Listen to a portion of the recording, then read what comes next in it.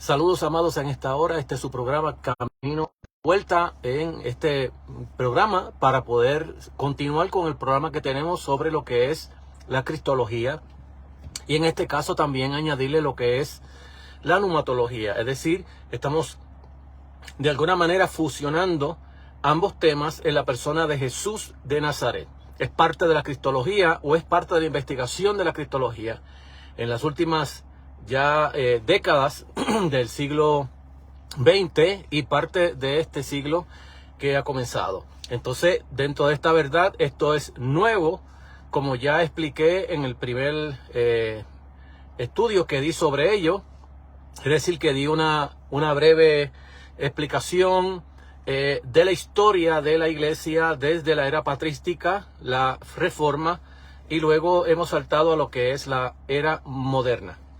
Así que estamos trabajando con este tema sumamente importante para la fe cristiana. Es decir, conocer a Jesús es exactamente conocer a nuestro Señor y Salvador. Y Jesús no se conoce de otra manera sino por medio de las Escrituras, de la palabra de Dios, especialmente por medio de los evangelios que nos narran la vida de Jesús quizás 30, 40 años, 50 años después de que los discípulos de Jesús estuvieran con él. Ellos van a narrar 30 a 50 años después lo que pasó con la vida de ellos en lo que es la postrimería de la vieja dispensación de la ley. Así que ya este programa lo llevamos, especialmente este de Cristología, ya lleva más de un año porque ya vamos por 56 semanas de explicación sobre la cristología. Muchas personas quieren despachar esto como que explícame esto así, raro way, como dice el americano, dime quién es Jesús y ya déjate de tantas cosas. Bueno, el problema con eso es que la facilidad siempre, o lo que es la simplicidad, a veces nos trae a falsas doctrinas porque no queremos entrar dentro de ella y explicarla en lujo y detalle. Bueno, bien amado, vamos nosotros a orar en el día de hoy, encomendando este programa en las manos del Señor y por otro lado, dándole gracias al Señor Todopoderoso, porque Él es bueno, en primer lugar, y porque creemos que siempre el Espíritu Santo está con nosotros acompañándonos para poder llevar la palabra de Dios a nuestras vidas. Bien amados, vamos a orar y luego estaré leyendo un versículo de la palabra del Señor en el libro del profeta Isaías, capítulo 42, verso 1. Así que vamos a orar y vamos a encomendar este programa en la mano del Señor, reconociendo que el Espíritu Santo siempre trabaja en nuestras vidas, iluminando nuestros corazones y enseñándonos la palabra de Dios. Padre, gracias por tu amor, bondad y misericordia. Te pedimos que este programa sea de bendición para tantas vidas que tienen hambre y sed de tu palabra. Aquellos que nos motivan a seguir hacia adelante y que nos motivan también a que con calma demos estas enseñanzas para que ellos puedan ser edificados. Bendice a todos, Señor, en el nombre de Jesús y también mi vida para poder seguir proclamando tu verdad. En el nombre de Jesús. Amén. Bien, amados, hay un texto maravilloso que tiene que ver exactamente con lo que estamos trayendo en el día de hoy, es decir, sobre lo que encierra la numatología. Y cuando hablamos de numatología estamos usando pues las palabras técnicas que se usan dentro de la teología bíblica, es decir, el Espíritu Santo. Tocar cómo el Espíritu Santo se manifiesta en la persona de Jesús es lo que llamamos cristología y numatología. Así que lo queremos descomponer de una vez y por todas para que cuando hablemos sobre la numatología nadie se ponga a decir que está hablando en chino. Bien, un versículo maravilloso de la palabra del Señor se encuentra en el capítulo 42, verso 1 del libro del profeta Isaías, y el texto dice así como sigue: a la gloria de Dios y bendición de nuestras vidas. Amén. He aquí mi siervo, yo le sostendré, mi escogido a quien mi alma tiene contentamiento. He puesto sobre él mi espíritu, él traerá justicia a las naciones. Dios añada bendición a su palabra en nuestras vidas, en nuestros corazones, por medio de las Santas Escrituras. Amado, es interesante, la semana pasada estuvimos hablando sobre la persona de Cristo y el Espíritu Santo, es decir, cómo el Verbo se hizo carne. Y se encuentra ahí en el libro de San Lucas, donde Lucas narra cómo el Espíritu Santo o el ángel fue a visitar a María diciéndole: salve, bendita tú entre todas las mujeres. Y allí comenzó esta enseñanza o esta revelación a María, para que ella supiese que Dios la había escogido a ella para traer el mensaje, o para traer al mensajero de vida y de esperanza a las naciones, a Jesús de Nazaret. Entonces es interesante mirar esta verdad bíblica de cómo realmente el Espíritu Santo trabajó en la vida de María y en la vida de Jesús de Nazaret para que éste naciera en el mundo. Hoy vamos a estar tocando lo que es el Espíritu Santo en el bautismo. Ya esto lo hemos tocado, pero no hemos tocado la parte esencial que estamos tocando ahora, que es la nomatología o la persona del Espíritu Santo en la vida de Jesús de Nazaret. Así que vamos a ver como que se está repitiendo, pero no estamos repitiendo, estamos tocando o haciendo señalamientos sobre aquellas verdades bíblicas donde la Biblia nos revela cómo el Espíritu Santo interviene o intervino en la vida de Jesús de Nazaret. Entonces está esta parte sobre el bautismo, el Espíritu Santo en el bautismo. Entonces ya hablamos del primer evento cristológico en la vida de Jesús, que es el nacimiento de nuestro Señor y Salvador, como Dios lo escoge para ser el libertador de Israel. Ahora vamos a estar mirando este segundo evento escatológico, que es también nomatológico, es decir, porque tiene una intervención del Espíritu Santo en el bautismo de Jesús en el río Jordán a manos de Juan el Bautista. Los 4 evangelios, en este caso, relatan este acontecimiento porque tiene una trascendencia, una importancia dentro de la verdad bíblica y la verdad revelada a Israel. Curiosamente, a modo de contraste, y hay muy poco en los evangelios canónicos sobre la infancia de Jesús.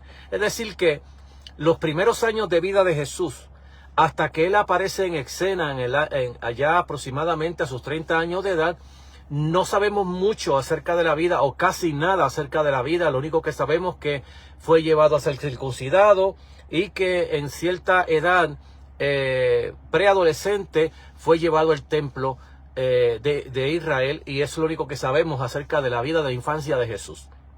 Entonces, el ministerio profético de Juan el Bautista es resumido como en la Biblia como la voz profética de Juan insta a Israel a volver al principio de su viaje, al cruce del Jordán a mano por el Juan el Bautista. Esta vez no fue por Josué, sino por el Juan el Bautista, quien los lleva al río de Jordán nuevamente, al cruce, en este caso al bautismo que se relata en los evangelios. Entonces los 4 evangelios, como ya dije, relatan esta verdad, y Juan el Bautista es el hombre indicado por Dios, llevado por Dios para realizar esta obra de ser el pregonero, el que va a abrir el camino al Señor para que Él lleve el mensaje de salvación. Y va a haber, si usted nota, si ha leído los evangelios, especialmente si ha leído el libro de Marcos, en el propio capítulo 1, ya Marcos hace una gran diferencia entre un versículo y otro. Y eso es interesante.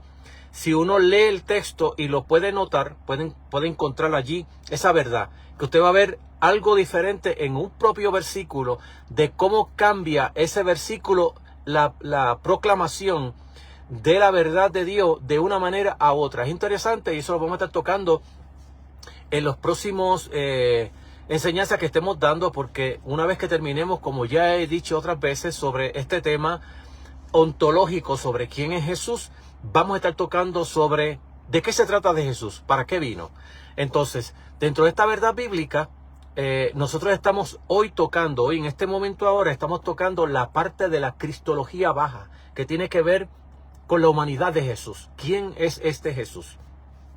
Entonces, el texto bíblico nos dice que Jesús, una vez que es nacido, es intervenido por el Espíritu Santo para ese nacimiento, nace, es protegido por Dios en toda su infancia, el niño va creciendo en sabiduría, inteligencia, en gracia delante de Dios y con los hombres, y ahora Jesús comienza su ministerio y entra dentro de las aguas bautismales. En este caso, siempre la pregunta es, ¿y por qué Jesús se tiene que bautizar si Él está sin pecado? Bueno, es interesante que Jesús va a entrar a las aguas bautismales de Juan el Bautista para identificarse con su predicación de que era momento de prepararse para el venimiento de aquel que venía tras él. Y lo que hace Jesús exactamente identificándose con ese mensaje de salvación y con los pecadores.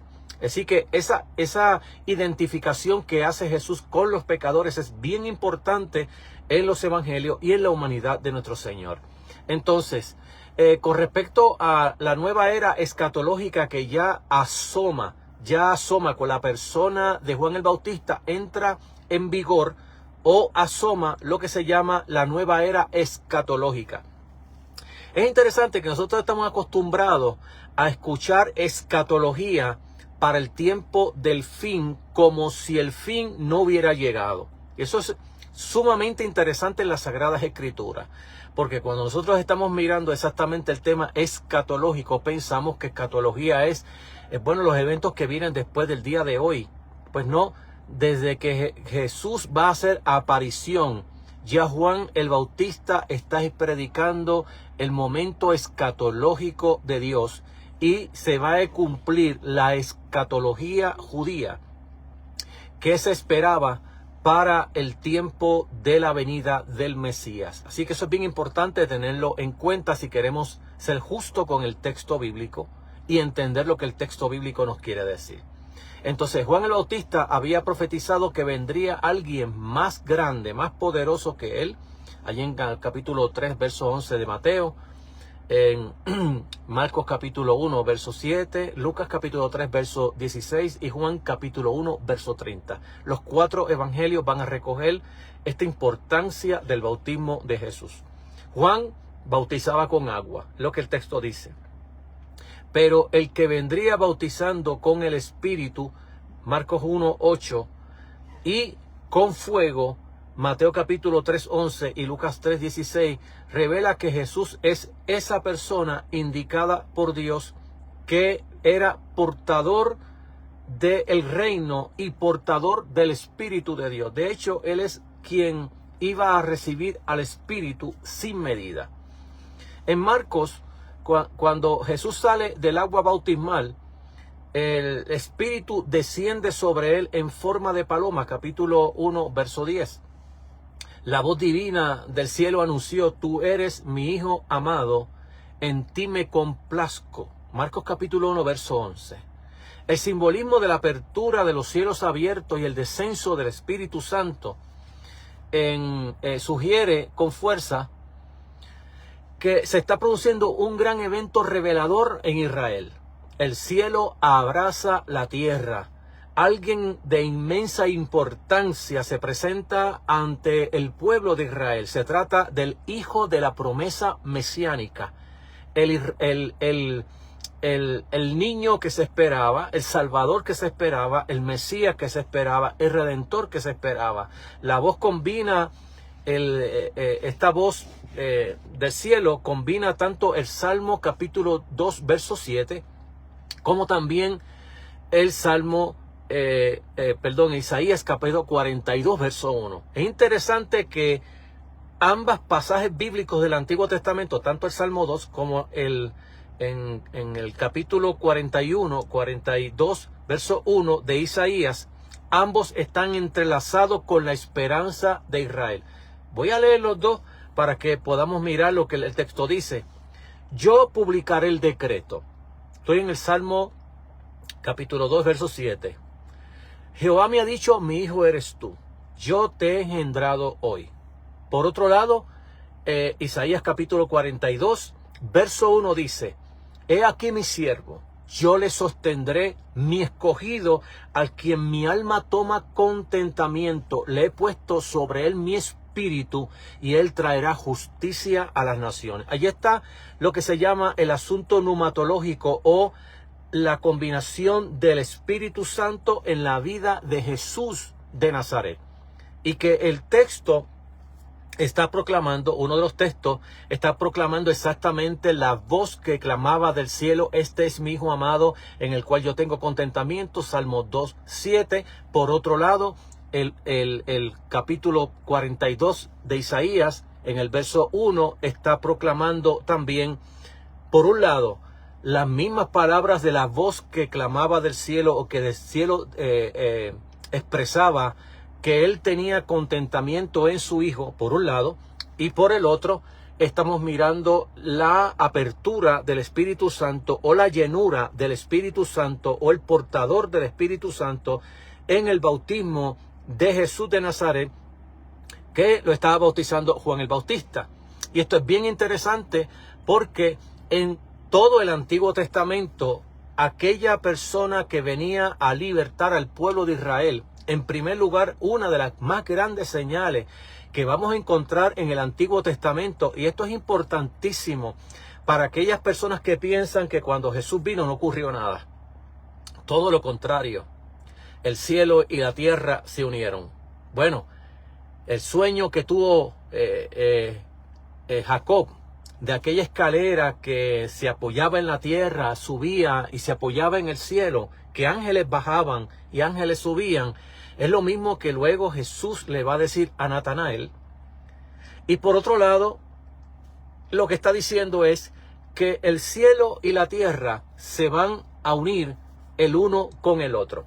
De hecho, el matrimonio es exactamente la analogía para esta verdad bíblica, donde Jesús manda a todos sus discípulos, incluyéndonos a nosotros en el día de hoy, que nos manda a orar: venga a nosotros tu reino, hágase tu voluntad en la tierra, así como se hace en el cielo. Y se usa de hecho el matrimonio como ese momento de relación de donde el hombre se une a la mujer y la mujer al hombre. Es la misma donde el cielo se une a la tierra y la tierra se une al cielo. Entonces, estamos mirando cómo estas verdades bíblicas están ahí en el texto, a flor de labio del texto. Solamente hay que leer el texto y mirar cómo la Biblia nos está explicando exactamente a este portador del reino, por un lado, portador del Espíritu, porque cuando Juan lo presenta, dice: miren, para que sepan, yo soy solamente la voz que clama en el desierto. Está usando Isaías capítulo 40. Luego está diciendo: yo no soy el portador del Espíritu. Yo vengo a bautizar con agua, pero tras mí viene uno más poderoso que yo. Él os bautizará con Espíritu Santo y con fuego, con el fuego del juicio. Entonces, por otro lado, la imagen que nos trae Mateo amplía esa imagen. El Bautista predice que el venidero bautizaría con Espíritu Santo, sino también entonces le añade la palabra fuego. No hay dos bautismos, sino que uno es consecuente del otro. Entonces allí en el capítulo 3, versos 11 y 12 del libro de Mateo dice: yo a la verdad os bautizo con agua para arrepentimiento. Es decir, que era un bautismo para preparar el corazón. Esto es bien interesante, porque cuando se habla de arrepentimiento, a veces lo disociamos de una manera tan cruel dentro de la fe cristiana que no entendemos lo que es el arrepentimiento. Y el arrepentimiento es parte del agradecimiento que el ser humano recibe por Dios haberle otorgado su gracia, amor infinito, por haberlos protegido, por haberlos salvado y perdonado. Es decir, que ante lo que Dios me da de gracia, yo voy a ser agradecido. Bueno, una de las partes que podemos mencionar para ellos es en Romanos capítulo 12, verso 1.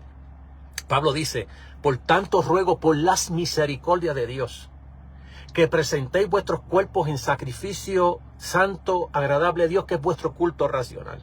En otras palabras, está diciendo, por tanta misericordia que Dios ha tenido contigo, ofrécele al Señor en agradecimiento todo tu ser. Eso es lo que está diciendo el texto. Es decir, el arrepentimiento no es otra cosa que agradecimiento por lo que Dios me otorga. Es decir, me está otorgando la salvación, me está otorgando el reino. Yo no soy quien creo el reino. Yo no traigo el reino. A mí me trajeron el reino. Y solamente me piden, ten fe en lo que yo he traído y recibe lo que yo he traído. No es otra cosa que gracia y arrepentimiento. Por un lado, Juan está diciendo, yo soy el que bautizo con agua para arrepentimiento. Pero tras mí viene uno que bautizará en Espíritu Santo y con el fuego del juicio. Entonces, fíjese que el mensaje que nos está preparando Juan el Bautista es un mensaje, por un lado, del portador del reino que viene. Por otro lado, es un mensaje de venganza o de juicio. Él dice, su aventador está en su mano y limpiará su era. Y recogerá en el trigo del granero y quemará la paja en fuego, que nunca se apagará. Y allí está lo que enseña el texto bíblico, lo que es el bautismo en Espíritu Santo y fuego. Y tenemos que estar bien pendientes y bien abiertos nuestros ojos sobre lo que Jesús está hablando y sobre lo que Juan el Bautista está hablando. Porque cuando nosotros hablamos de bautizar con Espíritu Santo y con fuego, casi siempre estamos pensando en el bautismo pentecostal. Entonces, cuando la Biblia está hablando de ese bautismo ahí, no está hablando de lo mismo que se está hablando más tarde en las Sagradas Escrituras. Entonces hay que tener en cuenta el orden cronológico del texto bíblico para no hacer interpretaciones que no van con el texto. Entonces, allí lo que Juan el Bautista está hablando es que se destaca la reticencia de Juan el Bautista a Jesús, subrayando asimismo la superioridad del Hijo, la superioridad del que viene tras él. Y más tarde él va a decir que conviene que él crezca y yo mengüe. Es decir, que cuando yo comience mi ministerio y la gente vengan a mí, luego la gente que ha venido para mí se va a ir con Jesús. Porque es necesario que él crezca y yo mengua. Porque mi ministerio no es hacerme de gente, mi ministerio es atraer gente hacia Jesús. Entonces, en otras palabras, se solidariza la concienciación de los seres humanos, que es, por un lado, pecadores, que necesitan arrepentimiento, la purificación y derramamiento del Espíritu. Más adelante leemos, tenemos que recordar que cuando nosotros hablamos de fuego, el Espíritu Santo y fuego, estamos pensando que el fuego, ¿no? Que si el fuego que me quema, que si... Cuando la Biblia está hablando de fuego en este contexto histórico de la palabra de Dios, está hablando exactamente del fuego del juicio. Lo mismo va a pasar cuando Jesús anuncia la venida del Consolador del Espíritu Santo. Dice, cuando Él venga, convencerá al mundo de justicia y de juicio. Está hablando del juicio que el Espíritu Santo va a operar en cada corazón. El juicio escatológico en la vida de aquellos que no le han conocido y que por medio de ese convencimiento del Espíritu Santo van a entrar en el juicio del Espíritu Santo. Entonces, el nuevo detalle que nos anuncia entonces Lucas en la referencia que él tiene en la forma corporal del Espíritu Santo, somaticó del descenso del Espíritu en forma de paloma, Lucas capítulo 3, verso 22.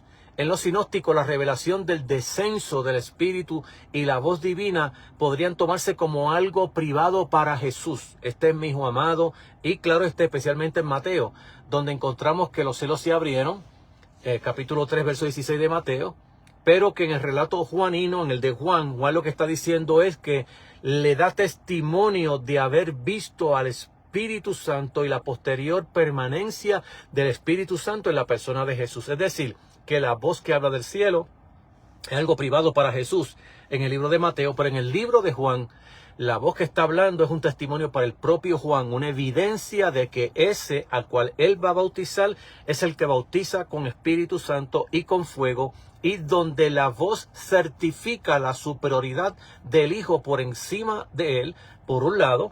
Por otro lado, está la voz también hablando de lo que hemos hablado en otras ocasiones sobre la relación que tiene el Hijo cuando el Hijo se somete al Padre. Ese sometimiento al Padre que Él va a hacer en todo su ministerio. Es decir, que nada de lo que Jesús hace, lo hace por su propia cuenta. Lo está haciendo porque el Padre me mandó a hacer. Usted va a encontrar montones de textos en el Nuevo Testamento maravillosos que dice: mi comida y mi bebida es hacer la voluntad del que me envió. Yo no hago nada a menos que yo vea a mi Padre hacerlo. Usted va a ver a Jesús. El problema que tenemos nosotros dentro del cristianismo es que pensamos que como Jesús es Dios y hombre, cuando Él vino como Dios nada más. Entonces Él no se tenía que someter a nadie, Él no tenía que ser bautizado, Él no tenía que ser lleno del Espíritu Santo, porque como era Dios, Él podía hacer los milagros. El texto bíblico es todo contra eso que usted está hablando. El texto bíblico que me está diciendo es que Jesús fue lleno del Espíritu Santo porque Él era humano. Número 1. Número 2, tenía que ser dotado, lleno del Espíritu Santo para ejercer el ministerio que Dios le dio. Que tenía que ser bautizado para identificarse con los pecadores. ¿Qué más la Biblia nos habla en el capítulo 53 de Isaías? Él se identifica con los pecadores. Él muere entre medio de dos pecadores. Y Él es contado entre los pecadores. Es decir, que cuando la Biblia está hablando de la humanidad de Jesús, tenemos que tomarlo desde ese punto de vista de su humanidad, que necesitaba ser lleno del Espíritu Santo, que necesitaba el bautismo en agua, que Jesús va a ministrar en el poder del Espíritu Santo y no porque era Dios. Si usted pensaba que Jesús hizo milagros porque era Dios, usted está errando las Escrituras.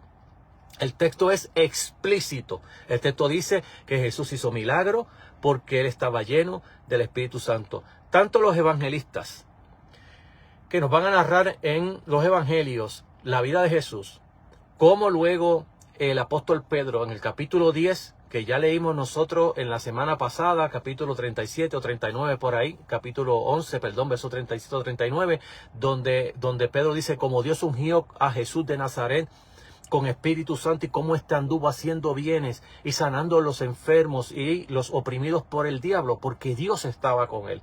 Él no estaba libertando endemoniados ni haciendo milagros porque él era Dios. El texto es puramente claro. Lo hacía porque estaba lleno del Espíritu Santo.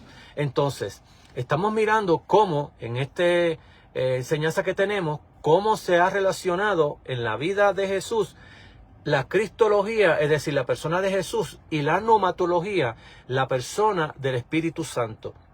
De eso es lo que estamos hablando dentro de la humanidad de Jesús. Ya lo vimos en el nacimiento de Jesús, cuando se le anuncia que iba a ser por obra del Espíritu Santo, y lo vamos a ver, lo estamos viendo ahora en el bautismo, como en el bautismo Jesús también, la paloma va a descender sobre él, o el espíritu en forma de paloma, mejor dicho, va a descender sobre él, y la voz del cielo que le va a decir: este es mi hijo amado en el cual yo tengo contentamiento. Entonces, estamos mirando cómo los cielos fueron abiertos y cómo esto se está dando dentro de la palabra del Señor. En el capítulo 1, verso 32 del libro de San Juan dice: también dio testimonio Juan, diciendo: vi al Espíritu que descendía del cielo como paloma y permanecía sobre él. Una de las cosas que va a ser la diferencia entre la persona de Jesús y todos los profetas del Antiguo Testamento, sin dejar a uno aparte, es decir, a todos los personajes bíblicos que vamos a encontrar en la Sagrada Escritura en el Antiguo Testamento, era que el Espíritu Santo venía y los llenaba por un momento a lo que ellos hablaban y profetizaban, y luego el Espíritu Santo se iba en una forma esporádica. En el caso de Jesús, es el único que la Biblia habla de esa antigua dispensación de la ley, que el Espíritu Santo va a venir sobre él, y Juan da testimonio de que se posó sobre él, de que permanecía sobre él. Es decir, que toda la vida de Jesús que vamos a encontrar en el ministerio, cuando Él comienza el ministerio hasta su muerte, va a ser uno lleno del Espíritu Santo, y que el Espíritu Santo va a permanecer en Él en una relación entre Hijo y Espíritu Santo. Segundo, en una relación de subordinación. Y estoy hablando esto porque ya lo expliqué en el mensaje pasado, de cómo Jesús estuvo subordinado al Espíritu Santo. El Espíritu Santo estuvo subordinado al Espíritu Santo. Jesús no hacía nada que no fuese ordenado o dirigido por el Espíritu Santo. La Biblia dice que una vez que el Espíritu Santo vino sobre él para lo que es la divina concepción de Jesús en el vientre de María, luego, cuando Jesús es lleno del Espíritu Santo, el Espíritu Santo permanece en él. Una vez Jesús termina de salir de las aguas, el Espíritu Santo va a tomar a Jesús y lo va a llevar al desierto, a la confrontación con Satanás en el desierto. Cuando termina la tentación, Jesús ahora es llevado, impulsado por el Espíritu Santo a Galilea para comenzar su ministerio. Y el texto es claro, explícito, dice: y Jesús, saliendo del desierto, estaba lleno del Espíritu Santo y fue a Galilea lleno del Espíritu Santo para hacer milagros, sanidades y liberaciones.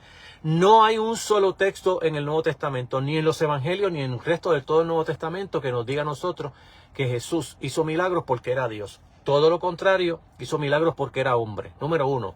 Número dos, porque ese hombre, Jesús de Nazaret, estaba dotado, lleno del Espíritu Santo, subordinado al Espíritu Santo. Así que nada de lo que Jesús hizo, lo hizo por su propia cuenta. Y lo veremos ya mismo. Bien. Entonces, estamos mirando que además el Juan el Bautista acentúa el carácter revelador de Jesús. Y él dice, para que él, o sea Jesús, sea revelado o manifestado a Israel. Estoy en el capítulo 1, verso 31 del libro de San Juan. Voy a leerlo porque esta palabra de decir manifestado o revelado tiene que ver exactamente como nosotros entendemos hoy la política. Usted sabe, cuando un candidato político, y no quiero mencionar nombre de ningún candidato político porque puedo hablar mal del que usted votó por él. Y entonces no quiero que la palabra de Dios hoy se vaya a implicarse con los asuntos políticos y ideológicos que las personas puedan tener. Pero usted sabe que cuando un candidato político va a lanzar su campaña, es la palabra que se usa en el griego, manifiesto. Se va a manifestar. ¿Cómo lo va a hacer? Bueno, va a ser una plataforma de gobierno donde él va a decir, esta es la manera en que en estos 4 años, si yo gano las elecciones, así yo voy a trabajar. Este es mi plan de trabajo.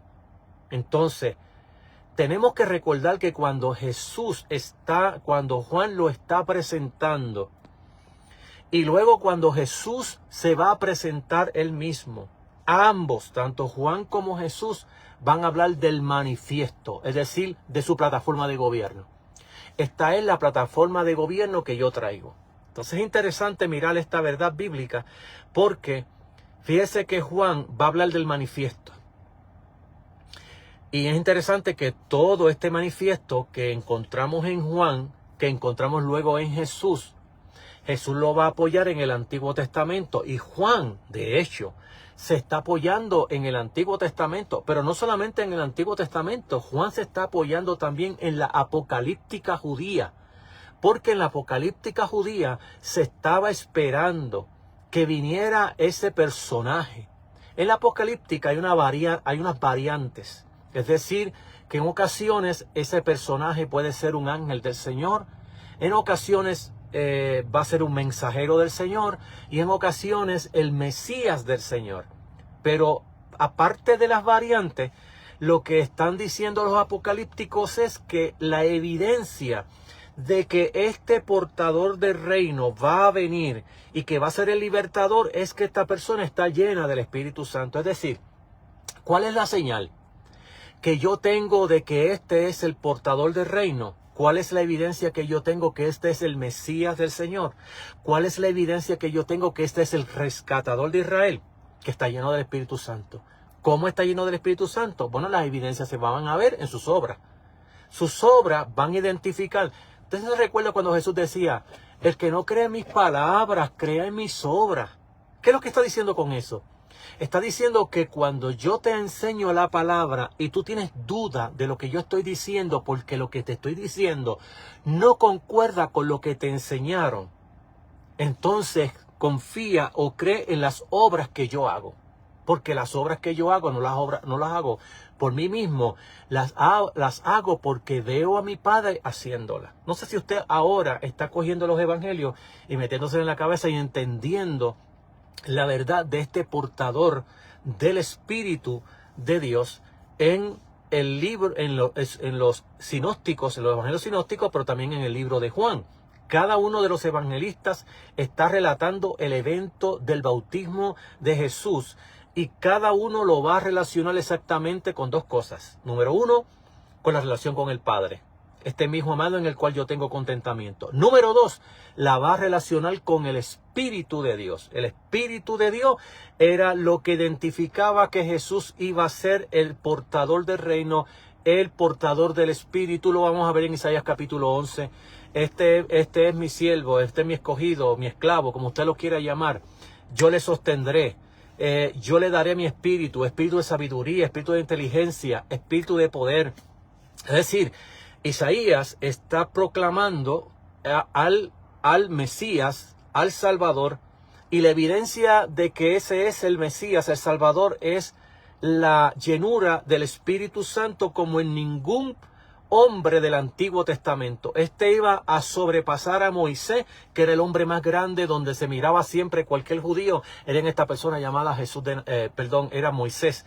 Ahora viene uno más grande que Moisés, que no solamente el Espíritu Santo va a venir sobre él, sino que el Espíritu Santo va a reposar sobre él.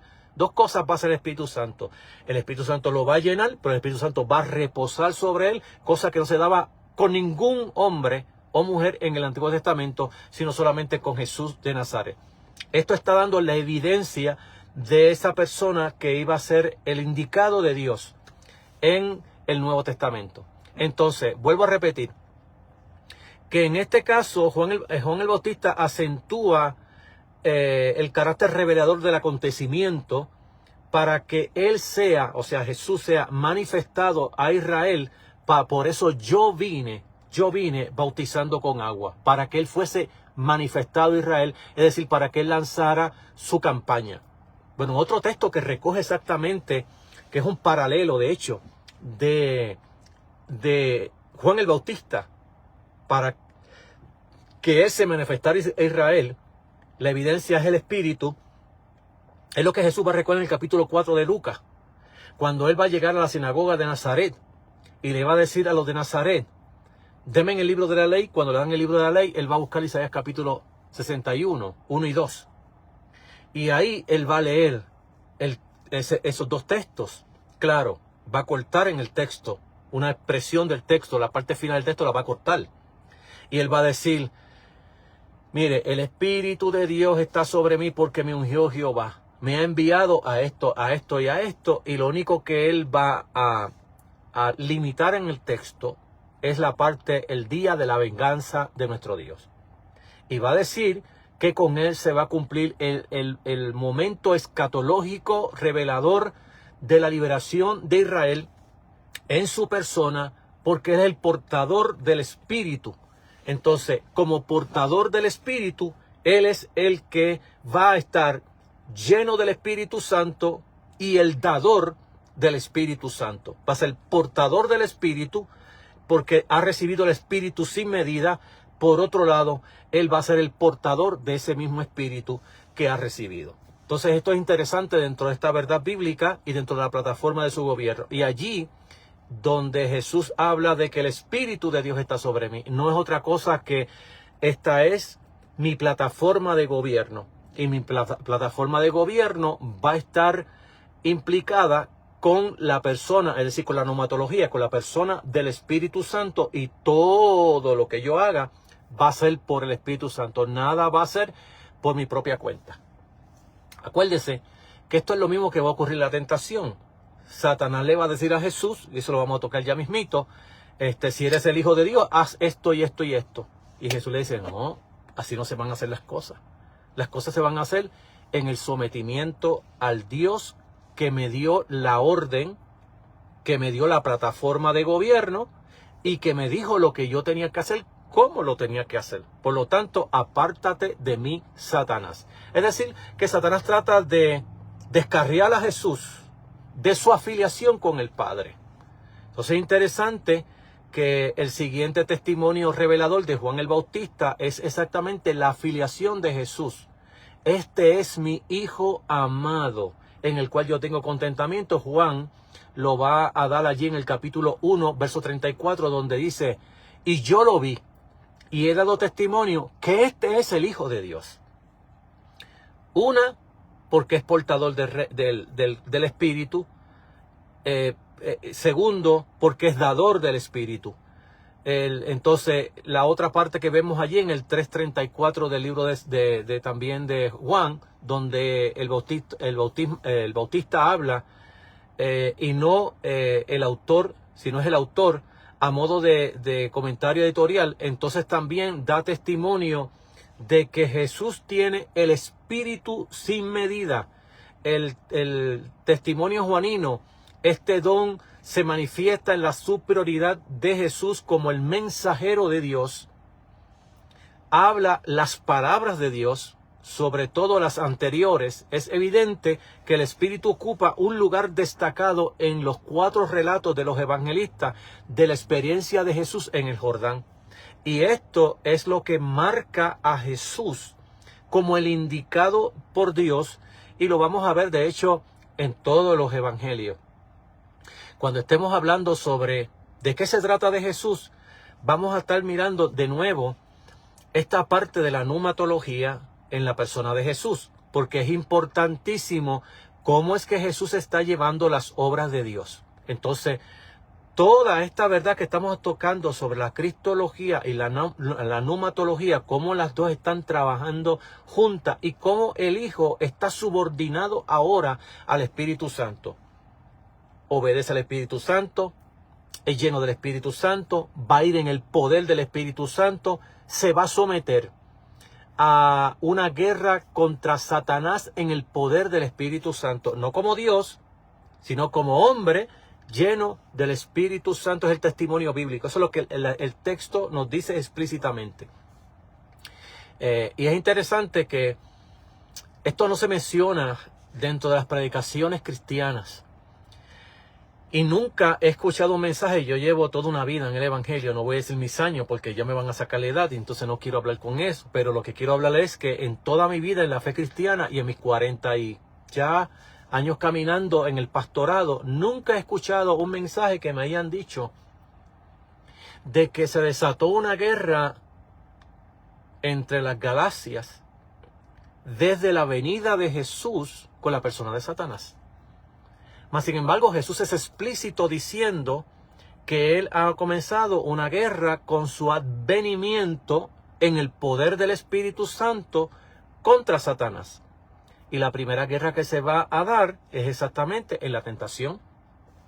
Luego de la tentación vamos a ver muchísimas donde Jesús va a hacer parábolas para explicar cómo Él se está enfrentando al enemigo de las almas, al tentador, a Satanás, al acusador, al diablo, como usted lo quiera llamar, y cómo éste ha sido derrotado por Jesús desde el momento de la tentación hasta la muerte y resurrección de nuestro Señor Jesucristo. Recuerde que el texto que habla Génesis capítulo 3, verso 15, dice, enemistad pondré entre ti y la mujer, entre tu simiente y la simiente suya, esta te herirá en la cabeza y tú le herirás en el calcañar. Hablando exactamente de la crucifixión de Jesús y de su resurrección.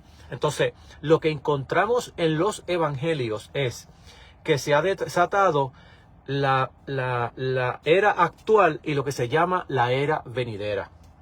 Una expresión que de hecho no aparece en el Antiguo Testamento, pero sí aparece en la Apocalíptica, pero también aparece en la persona de Jesús hablando de la nueva era que él ha comenzado y que luego la va a recoger Pablo en sus epístolas para hablar de la era presente y la era venidera. Y esa expresión no se encuentra en ninguna parte del Antiguo Testamento, por eso es importantísimo la apocalíptica. Sé que alguien me va a decir, pastor, pero usted está mencionando textos que no son bíblicos. Bueno, yo estoy mencionando textos que no son bíblicos, pero para uno entender qué pasó en la vida de Jesús tiene que leer la apocalíptica. ¿Por qué? Porque la apocalíptica me está diciendo a mí cómo los judíos de 300 años antes de Cristo, de 100 años antes de Cristo, de 50 años antes de Cristo y contemporáneo con Cristo, que estaban pensando cómo iba a ser lanzado el momento escatológico de Dios al mundo.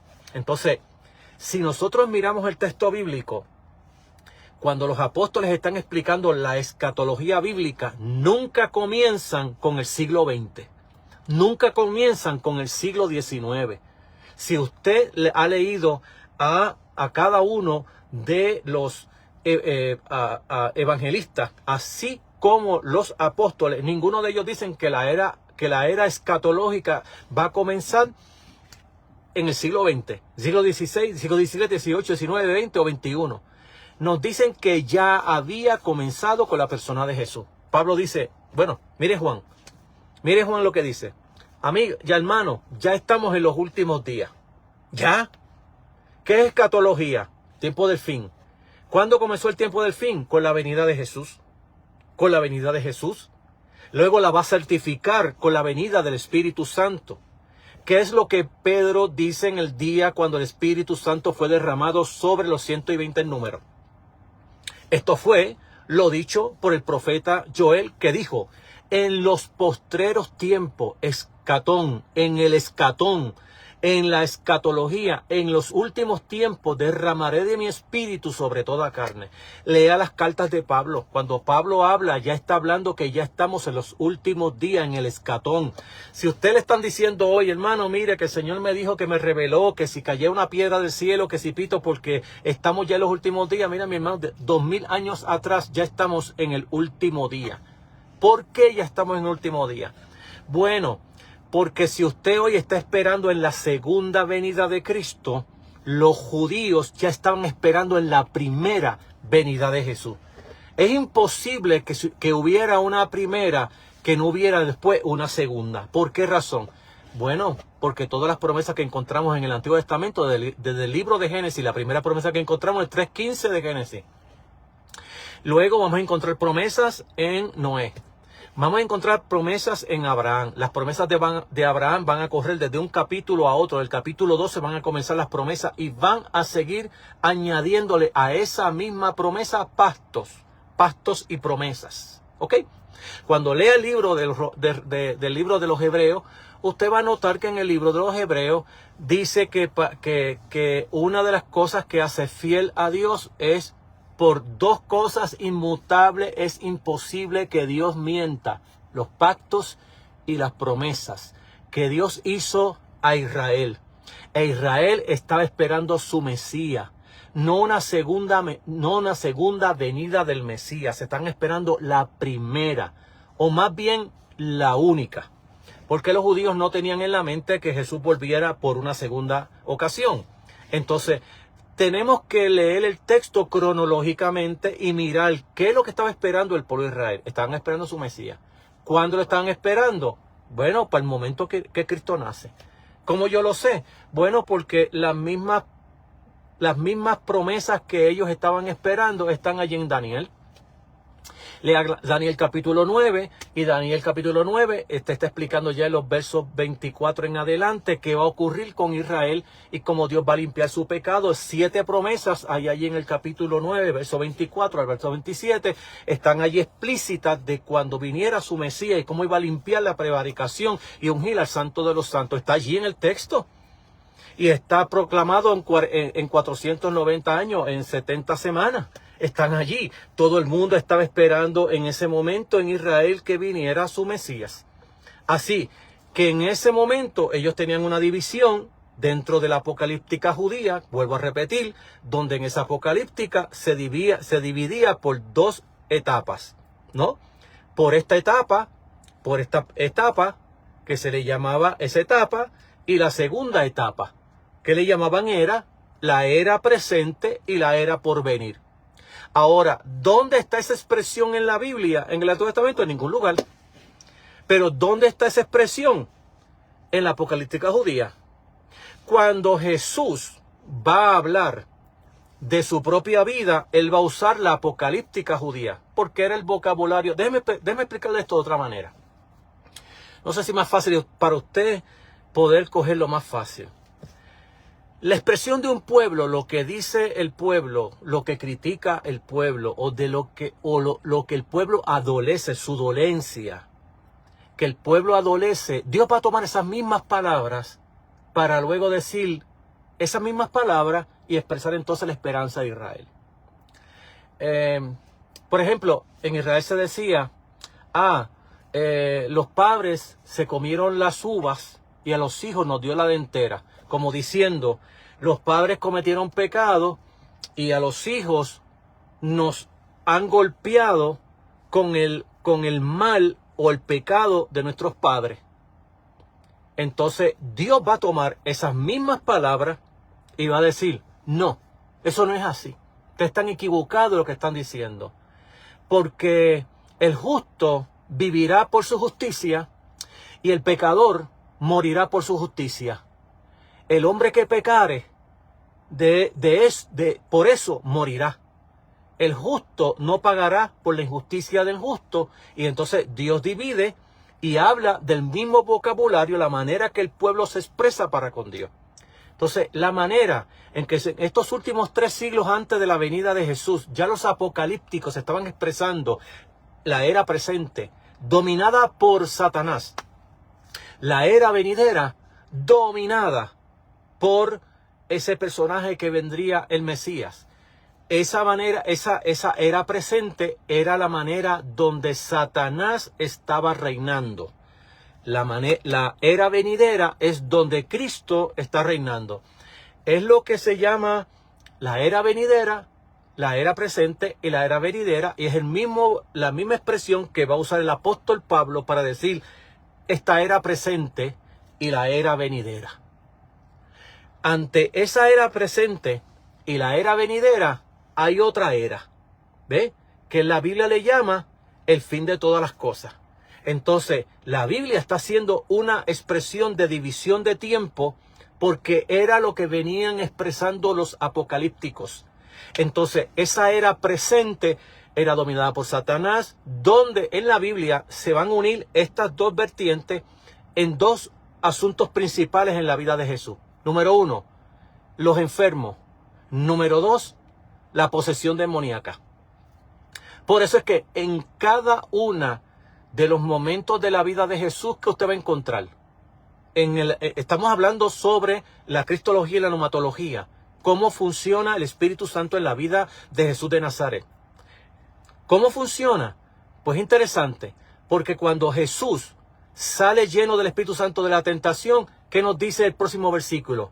Y Jesús, lleno del Espíritu Santo, fue a Galilea, sanó enfermos, ¿y qué hizo después? Libertó endemoniados. Cuando Jesús llama a los 12, ¿cuál es la misión que los manda? Vayan, sanen enfermos, liberten cautivos. Luego llama a 72 y les da instrucciones. No vayan por los caminos de los gentiles, no hagan esto, no vayan a llevar comida de más, sino que vayan lo más simple que puedan, y donde le den posada, vayan allí y tomen la posada, y donde no lo reciban, límpiase los pies de los zapatos, el polvo de los zapatos, y sigan hacia adelante. Sanad enfermo, echar fuera demonios. Lo que esto está diciendo. De gracia recibisteis, da de gracia. ¿Qué es lo que encontramos exactamente en los evangelios? El portador del Espíritu y el dador del Espíritu. Que estamos encontrando una guerra de Satanás contra el poder de las tinieblas. Jesús luego va a hacer parábolas sobre eso y va a decir, mira, cuando un hombre fuerte está armado, tiene sus víctimas, está estable, pero cuando viene uno más fuerte que él, en este caso está hablando de él mismo, de Jesús de Nazaret, cuando uno más fuerte que él viene y le quita sus bienes, lo despoja, Y ese despojo está hablando de cómo Jesús está sanando a los enfermos y está operando exorcismo, echando fuera a los demonios. Es que el reino de Dios ha venido a vosotros. That's it. Eso es lo que el texto está diciendo, explicando cómo este portador del reino, y en este caso estamos hablando en la persona de Jesús. Bien, amado, esto es demasiado ¿cómo le digo? Hay tanto en la Biblia para hablar que si me quedo en uno nada más, se me termina el tiempo. Entonces tengo que mirar que ya lo que me quedan son 5 minutos en esto que estoy hablando aquí. Bueno, estoy desde el punto de vista teológico, lo que se desprende de los relatos del encargo de Jesús como el Mesías, de la expectativa de la antigua alianza, se ha alcanzado un punto de inflexión en la historia redentora y por ello en el momento culminante de la vida de la revelación redentora. La experiencia de Jesús en el Jordán es mucho más algo meramente personal. Es un momento único en la historia, por un lado, el comienzo de una nueva etapa, lo que ya hemos dicho, la era presente y la era venidera de la historia de salvación, el comienzo del fin de los tiempos, la era mesiánica y la nueva alianza. Eso va a comenzar con Jesús. Así que cuando usted le hablen de escatología, lo primero que usted tiene que decirle a la persona, háblame de la escatología que comienza con Jesús, porque con Jesús va a comenzar el fin de la vieja era, el comienzo de una nueva era según la expectativa judía y la expectativa de la apocalíptica judía. Por un lado, de hecho, y muchos de los estudiosos bíblicos opinan que Juan el Bautista era parte de los esenios que vivían en las cuevas metidos. Y cuando uno mira que más o menos eso es lo que dicen los estudiosos de la Sagrada Escritura, tenemos que pensar la vestimenta que él tiene y el hermoso plato de comer que tiene. Entonces con eso nos dice la verdad cómo vivía Juan el Bautista y qué comía Juan el Bautista. Creo que con eso tienen razón los biblistas cuando hablan de que Juan el Bautista pertenecía a ese tipo de personas que vivían a solas en las cuevas y en diferentes lugares. Entonces estamos mirando cómo en la venida de Jesús está el comienzo de una nueva, la historia de salvación, por un lado, el comienzo también del fin de los tiempos, por otro lado, la era mesiánica, que esa era mesiánica va a empezar con Jesús, pero va a continuar con nosotros hasta la segunda venida de Jesús. Y eso lo estaremos explicando cuando entremos en la enseñanza sobre de qué se trata Jesús. Y la nueva alianza que ha comenzado con la obra del Espíritu Santo o el derramamiento del Espíritu Santo o la era de la gracia, como así se ha llamado, pero que ya esa era de la gracia ya había comenzado con Jesús, pero que va a ser ahora certificada por la persona del Espíritu Santo, porque es el Espíritu Santo quien va a traer las vidas a los pies de Jesús. Cuando Él venga, Él va a redarguir al hombre de pecado, de justicia y de juicio. Esa obra es obra del Espíritu Santo en la vida de todo creyente. El simbolismo de la paloma y la salida de Jesús de las aguas, que pronto volverá a entrar en la tierra, evoca posiblemente a los relatos del Antiguo Testamento del diluvio y, en caso de Noé, y del éxodo de Israel de Egipto. Su evento del cruce del Jordán hacia la tierra prometida. Dios está a punto de hacer algo extraordinariamente nuevo en la historia de salvación. Así que ese entrar en las aguas de Jesús y ese salir de las aguas tipificaba exactamente lo que ocurrió en el pueblo de Israel cuando pasa las aguas. Van a entrar en una nueva etapa, en una nueva alianza. Jesús, cuando sale de las aguas, va a comenzar una nueva etapa, una nueva alianza con el pueblo de Dios, o el nuevo pueblo de Dios, como así la usa la versión, la nueva internacional. Entonces, de los relatos de Mateo y Juan, especialmente se desprende que el papel del Espíritu Santo en el bautismo no fue episódico como lo hacían en el Antiguo Testamento, que eran episodios aquí del Espíritu Santo. El Espíritu Santo ahora va a permanecer en la vida de Jesús. Pedro capta esta idea en el discurso a Cornelio y habla del bautismo e interpreta el acontecimiento como la unción por parte de Dios en la vida de Jesús.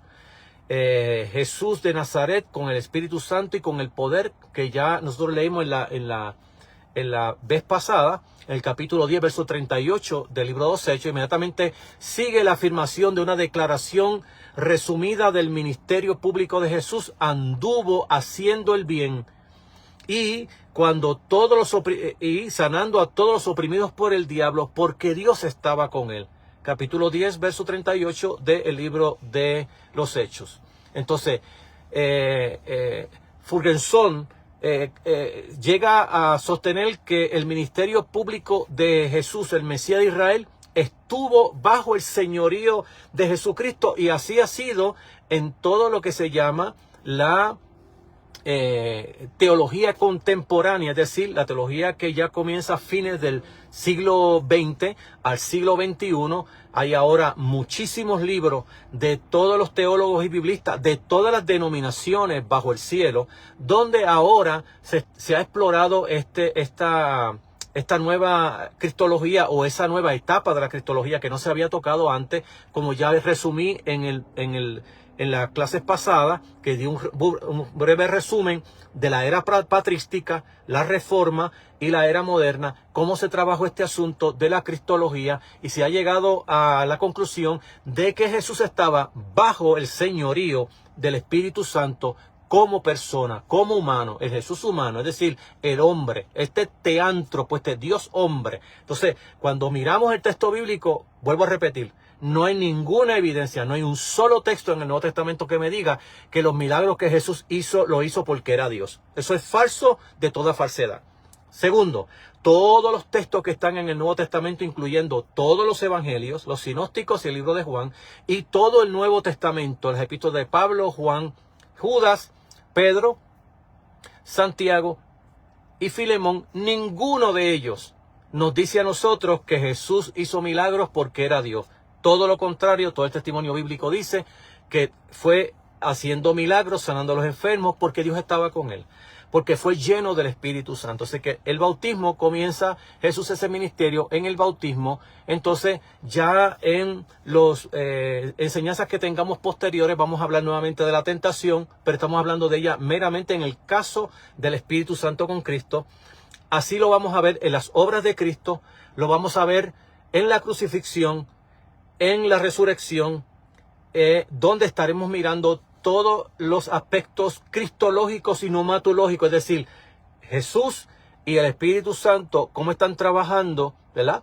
De hecho, hay una palabra en la teología bíblica donde nos habla de la perocorosis, que lo que está hablando es cuando actúa el Padre, Él no trabaja solo. Aunque nosotros le adjudicamos a Dios la creación, también en el capítulo 1 de San Juan nos dice a nosotros que todas las cosas fueron hechas por el Hijo. Y también en el Antiguo Testamento nos habla que también el Espíritu de Dios se movía sobre la faz de las aguas. También Job nos dice a nosotros que por el Espíritu de Dios fuimos creados. Entonces, no hay tal cosa como que uno de los miembros de la Trinidad haga un trabajo solo. No lo hay.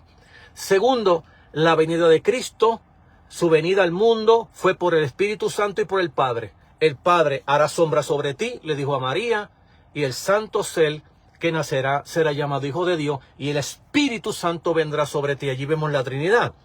Entonces, en las obras de Cristo estaba actuando el Padre. Jesús decía, yo hago las cosas porque yo las veo ver de mi Padre. Por otro lado, el texto me dice que el Espíritu Santo estaba sobre él para hacer todas estas obras. Es decir, que todas las obras en Dios tenemos que verlas como que están unidas las tres divinas personas para trabajar en pro de la creación y así como la nueva creación, en este caso el pueblo de Dios. Amado, hasta aquí nos trajo el río en el día de hoy. Siempre estamos enseñando la palabra de una forma contextual y contemporánea. Háblale a otros de este programa, invítalo a verlo para que se nutra de la palabra de Dios, que aquí estamos explorando esta verdad bíblica. Y aquí, claro está, aunque yo no estoy mencionando toda la literatura o bibliografía o las fuentes de las cuales yo exploro, No lo hago porque no quiero hacer este programa demasiado técnico que parezca que estoy dando clase en la universidad. Lo estoy tratando de hacer más suave para no hacer esto, pero lamentablemente 2 o 3 veces tengo que mencionar quién fue la cita o la biografía que tuve que explorar. Así que esta es lo que les traigo para que sean bendecidos y para que a otros ayuden para conocer quién es Cristo. No se conoce por medio de oración ni por medio del ayuno. Se conoce por medio del texto bíblico. Lea la Biblia, lea el libro de Mateo, Lucas, Marcos y Juan, y allí conocerá a usted a su Señor. Yo estaré explicando esta verdad sobre Jesús y la pneumatología, o lo que se llama Jesús el Espíritu Santo, o Cristología y pneumatología. Y luego que terminemos estas enseñanzas, estaré entrando entonces de qué se trata Jesús. Y allí estaremos tocando todos los evangelios, todas las parábolas, de qué se trata Jesús, cuál fue su predicación, a qué vino a enseñar, qué vino a levantar, y todas esas cosas vamos a enseñarlas para poder edificar el pueblo de Dios. Y yo sé que esto no es parte del currículo de ninguna universidad. Como creyente y estudiante que soy de la palabra del Señor, tengo todos los currículos de todas las universidades de Puerto Rico, la universidad, whatever nombre que usted tenga en su mente, yo la tengo en mi computadora porque a todos se las pedí y ninguno tiene este currículo. Así que lo que usted va a escuchar aquí no lo va a escuchar ni la universidad y casi nunca la va a encontrar en el púlpito. Así que Dios le bendiga de una manera especial, que Dios le bendiga 1000 veces más que a mí, y nos veremos en el próximo programa, si así Dios lo permite. Dios le bendiga ricamente y abundantemente.